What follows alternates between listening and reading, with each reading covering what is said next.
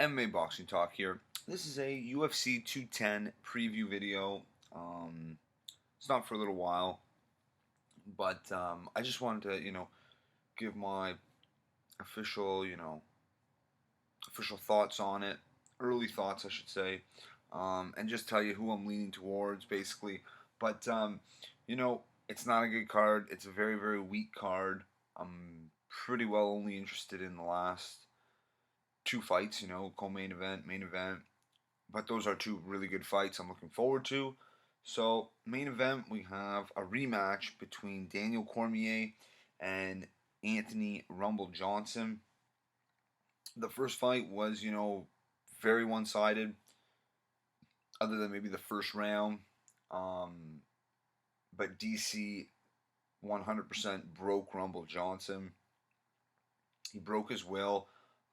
He took Johnson's best shots, and he was victorious. It wasn't that competitive, other than say the first round, and you could argue that DC definitely won that round. So I mean, it was a great win by Cormier. There's lots has happened since then.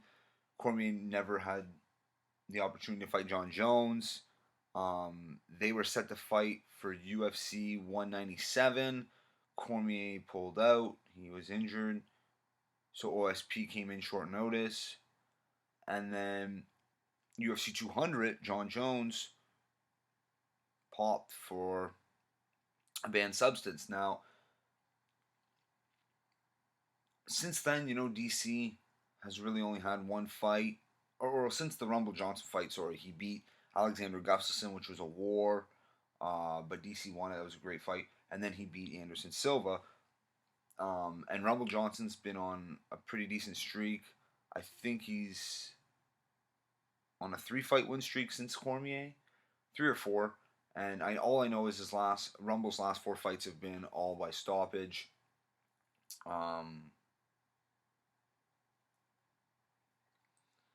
It's definitely an interesting matchup.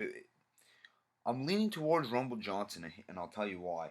I have a hunch that he's going to win this fight. He's going to be a totally different fighter in this fight, and I could be wrong. But the reason why I feel this way is because the fight between DC and Rumble was about 2 years ago. When this fight happens, it'll be it'll be 1 month shy of 2 years. And I heard Rumble also say that their first fight was an eye-opening experience. It made me reevaluate and reassess everything. And Rumble is such a great athlete, and he definitely doesn't get the credit he deserves. People just say they just talk about his power, just his power, and he has great, great power. I mean, who's more powerful than Rumble Johnson? I don't know if there's anyone that has a better one-punch knockout than Rumble Johnson. Um, but he's very, very athletic, and he throws combinations when he's flat-footed and still generates all this power. I mean, he really is a freak, and I think he's going to learn from the first fight. I mean, he definitely can't be overzealous in this fight. The problem was in the first fight he dropped DC with the first punch he landed, and then he just opened up and went for the kill, got a little sloppy. DC took advantage.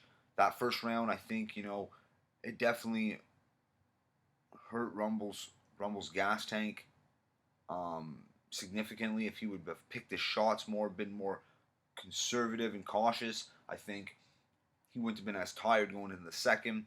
The second round, DC did a great job.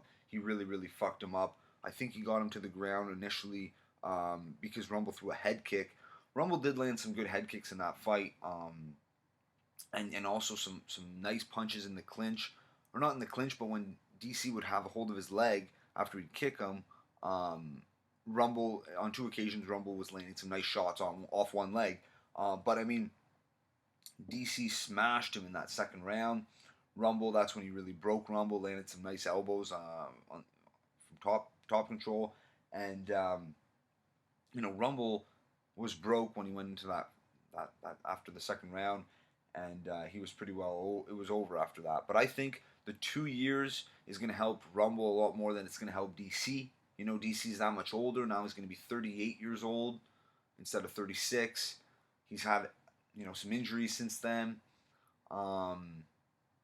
Anthony Rumble Johnson's the younger guy. He's had time to mature and, you know, take the, you know, whatever he, I'm trying to get it out here. Bear with me.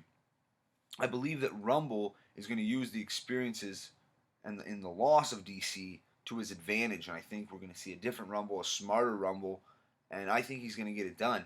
And I mean, it's still a tough one to predict. You know, I still wouldn't want to bet a lot of money on Rumble Johnson, but I do think I have a gut feeling, and I do have a hunch that he's going to come out victorious. I really do. And we're going to see, like I said, a different Rumble Johnson. But that's just how I see it. I mean, it's a great fight, you know. And not to mention the winner is going to face John Jones, hopefully in the summer. I mean, that just adds to this fight. It just adds to this fight that much more. Makes it that much more interesting.